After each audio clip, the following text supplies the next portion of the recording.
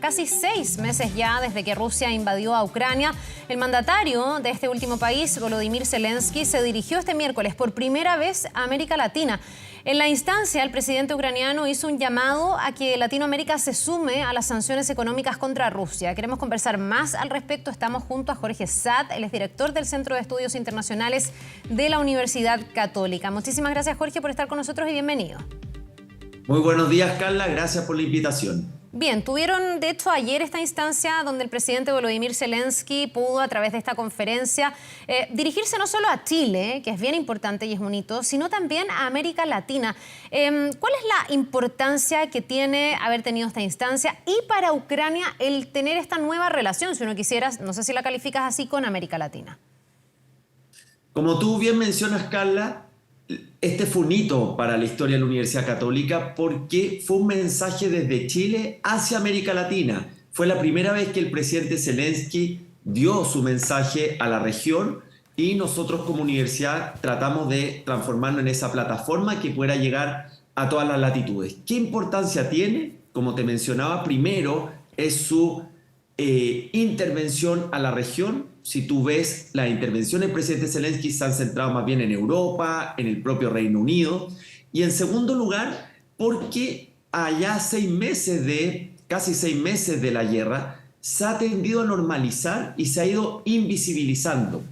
Entonces, este testimonio también es un mensaje para volver a sensibilizar a nuestras naciones de la importancia de contribuir en nuestro rol a intentar buscar una salida a un conflicto que ha causado mucho daño, dolor humano y consecuencias incluso económicas. Esto es como buscar alternativas a esa naturalización de la que tú hablas, sobre todo en Europa, que es donde este conflicto partió, obviamente siendo más llamativo, más preocupante por la cercanía, por la proximidad, también con el rol que juega Estados Unidos, pero en el fondo porque está ahí mismo y porque tienen coletazos mucho más directos, pese a que para América Latina también los hay. Es como buscar una alternativa a que América Latina podría jugar ese rol de volver a reactivar la importancia que tiene este conflicto.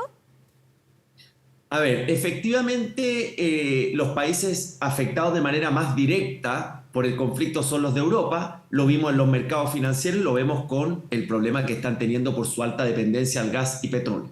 En el caso de América Latina, Carla, la relación con Rusia especialmente es muy disímil. Tú tienes 3 países alineados políticamente, como es Venezuela, Cuba y Nicaragua, las 3 dictaduras que tenemos hoy día en la región, y tenemos después intercambios comerciales o de inversión en distintos niveles. Por ejemplo, el de Chile es menor, salvo la exportación de salmones y lo que pueda ocurrir en los mercados financieros. Nuestro intercambio comercial en términos relativos es bajo, pero no así Brasil, donde en Brasil hay un intercambio comercial importante y también hay acuerdos de cooperación en inversión estratégica.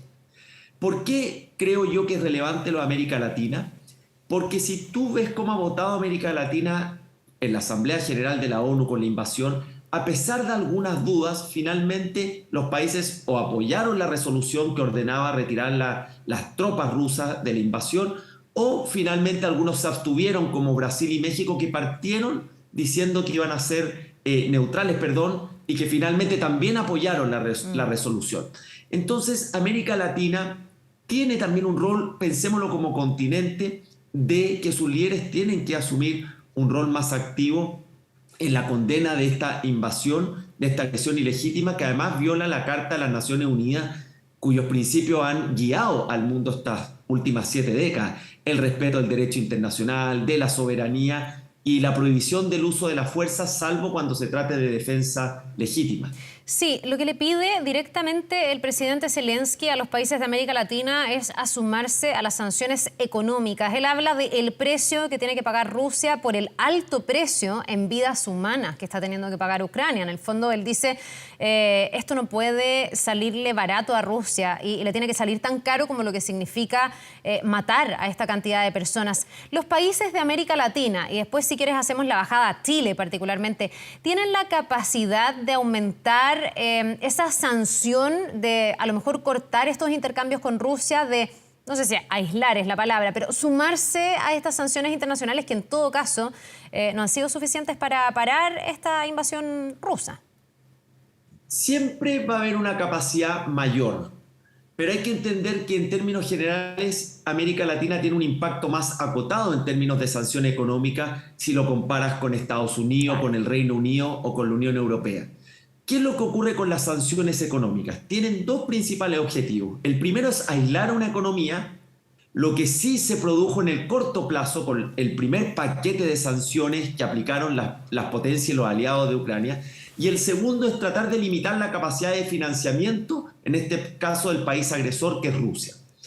Pero en el mediano plazo hemos visto que la economía rusa se ha ido normalizando y eso fundamentalmente porque las sanciones aún no han atacado al corazón de la economía rusa, que es básicamente su potencial exportador de petróleo y de gas. ¿Y por qué no lo ha hecho? Porque esa transición energética, la búsqueda de otras fuentes de suministro, tampoco la pueden hacer los países europeos de la noche a la mañana. Pensemos el caso de Alemania o de Europa en general, que el 40% de su suministro de gas provenía de Rusia o el 25% de petróleo. Entonces esa transición, buscar otras fuentes es un proceso que toma tiempo. Ay, qué lástima que se nos quedó ahí justo pegada la imagen. A ver, Jorge, vamos a Ahora tratar de volví. restablecer. Sí, estamos restableciendo ahí porque nos jugó una mala pasada la señal. Sí. Te seguimos escuchando. A ver si puedes retomar la última parte de la idea, porque se había escuchado bastante bien. Ya, Carla, estamos hablando que en el caso de Europa, su dependencia al petróleo y gas ruso, el gas era alrededor del 45% y en el petróleo el 25%. Buscar nuevas fuentes para diversificar tu suministro de energía toma tiempo y lo está emprendiendo Europa, pero eso toma tiempo, es costoso y también se van aproximando la temporada en Europa donde se requiere el suministro de gas para calefaccionar, Claro. etc. Ahora, Junto a esto tú tienes que manejar el malestar de la población, que cuando hay un incremento en los costos, por ejemplo, de las cuentas de luz, de gas, al primero que apuntar al gobierno. Entonces es algo complejo y que no se resuelve de la noche a la mañana. En el caso de América Latina, efectivamente se pueden seguir aplicando sanciones, especialmente en el tema de comercio, pero los propios países también tienen que mirar su interés nacional y cómo esto puede tener efectos directamente en la población. Y ese es el equilibrio donde los gobernantes finalmente tienen que ver cómo tratar de aislarse o tratar de sumarse a las sanciones contra Rusia, pero a la vez tener un plan B o tener alternativas para poder satisfacer las distintas necesidades de la población a nivel comercial, de energía, entre otros productos y materias primas críticas. ya, ¿y lo están haciendo los países de Latinoamérica, más allá de a lo mejor haberse mostrado a favor o no de la resolución, de haber condenado o no esta guerra, que puede haber sido lo que cada uno hizo? En términos económicos, ya hay países que han decidido, por ejemplo, dejar de comprar distintos productos a Rusia para generar como este castigo y este aislamiento, ¿o no ha sido posible todavía? Porque tú has tocado factores que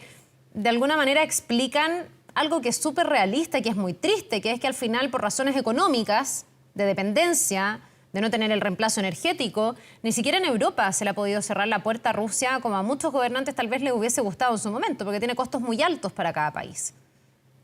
Sí, ahora, creo, Carla, que no solamente hay que limitar las sanciones o la reacción de América Latina al plano económico, pero como bien tú dices, las sanciones económicas han provenido fundamentalmente de las potencias. Lo que han hecho parte de los países de América Latina, exceptuando los tres que te mencioné al comienzo, es condenar o plegarse a las distintas resoluciones de las Naciones Unidas de condena a Rusia. Hay también un plano diplomático que yo creo que también se puede hacer más en términos de tratar de ir aislando a Rusia o condicionando ese tipo de relaciones. Y la parte militar, sin lugar a duda, es de resorte de la OTAN, que ha ido prestando apoyo fundamentalmente a la resistencia ucraniana. Pero al final del día hay un tema político y que creo que también contribuye a este testimonio, Carla, que es cómo los líderes de la región son más claros, más enérgicos en la defensa de ciertos principios que son fundamentales para el orden internacional y para la solución pacífica de los conflictos que hay en el mundo. Y creo que este testimonio, habiéndose normalizado lamentablemente este conflicto, que además no se ve en el horizonte próximo una salida, creo que este testimonio vuelve a poner esa luz de alerta de acá estamos en una guerra, acá hay pérdidas humanas, acá hay una crisis de refugiados y que por lo tanto desde la región tenemos que contribuir a que las partes puedan buscar puntos de acuerdo que hoy día siguen siendo muy lejanos. Claro, lo que pasa es que dentro de todo lo que estamos conversando, tú me dices el plano económico no es el único, yo lo pongo sobre la mesa porque el presidente Zelensky lo puso sobre la mesa y hizo ahí una petición explícita. Tú me hablas también del rol que pueden jugar los líderes, de las condenas que se pueden hacer de manera más enfática, de lo que se puede hacer, por ejemplo, respecto de las resoluciones que se vayan tomando en contra de Rusia, pero nos deja de ser un poco frustrante y me imagino que sobre todo a quienes están en este conflicto, sobre todo a los ucranianos, pero también a gente que nos ve a esta hora acá o en el resto del mundo, el ver que pese a todas las señales, pese a todas las medidas, pese a lo retórico que se fue además en un comienzo, que no era pura retórica, era de verdad un mundo que se alertaba por esta guerra, esto vaya decantando, se vaya naturalizando y siga dependiendo de la voluntad finalmente de Rusia y en este caso de Vladimir Putin. Por eso te preguntaba, o sea, ¿qué más queda por hacer? Tú me has nombrado algunas vías, la pregunta es si eso que queda por hacer tiene algún efecto real, si a Rusia algo de esto le importa, si en algo le complica su economía, su vida cotidiana, su relación con su población, ¿dónde podría estar la clave para un conflicto como este? Tú lo dices muy bien, Carla, y efectivamente América Latina tiene un rol acotado, limitado en la solución del conflicto y hay que entender al presidente Zelensky que en su primer mensaje a la región pide a gritos, en otras palabras, que se apliquen las máximas sanciones y que se tomen todas las medidas posibles. También hay que entenderlo como un mensaje más allá de el efecto práctico que pueda tener el rol de los países de América Latina, por lo que te mencionaba al comienzo de su relación económica e intercambio comercial, no así en Europa. ¿Qué es lo que uno podría visualizar como escenario hacia el futuro? Lo primero es seguir acelerando las sanciones económicas que ataquen el corazón de la economía rusa, que es la energía, y que Europa viene avanzando, pero como te mencionaba, no puede ser súbitamente porque también tiene el riesgo que le significaría la falta de suministro de energía para su población, pero está avanzando con planes, con subsidios para esta transición. Y lo segundo, que se ve lejano, es la necesidad, Carla, de que aparezca un mediador formal en el conflicto. Algunos países han presentado sus credenciales para ser mediadores formales y que las partes, tanto Rusia como Ucrania, dejen un poco de negociar sobre máximos. Porque si seguimos negociando sobre estos máximos, no hay ninguna posibilidad de acuerdo y aumenta las probabilidades de que este conflicto se pueda extender en el tiempo y probablemente por años.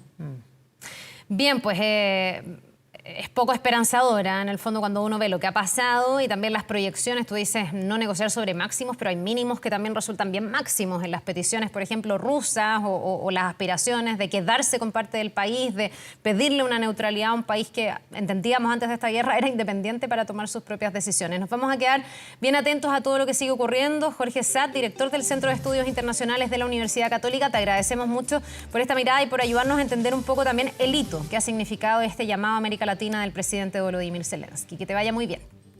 Muchas gracias, Carla, y que tengan muy buenos días todos por allá. Tú también, nos vemos.